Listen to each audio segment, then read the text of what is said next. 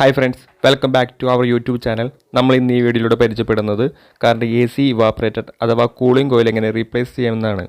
നമുക്ക് തുടർന്ന് വീഡിയോ കണ്ട് മനസ്സിലാക്കാം.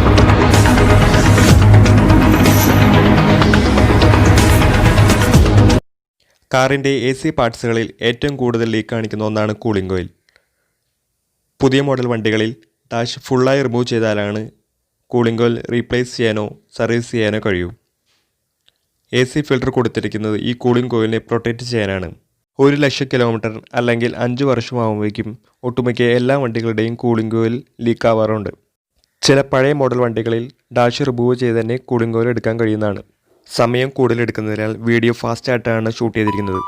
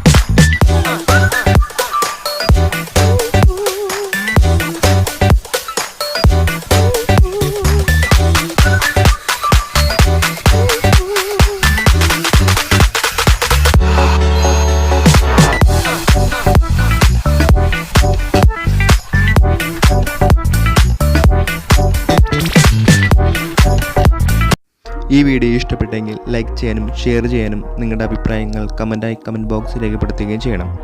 കൂടാതെ ഈ ചാനൽ ഇതുവരെ സബ്സ്ക്രൈബ് ചെയ്തില്ലെങ്കിൽ സബ്സ്ക്രൈബ് ചെയ്യുകയും ബെല്ലൈക്കൺ അമർത്തുകയും ചെയ്യണം. അടുത്തൊരു പുതിയ വീഡിയോയുമായി കണ്ടുമുട്ടുന്നവരെ എല്ലാവർക്കും ശുഭദിനം നേരുന്നു.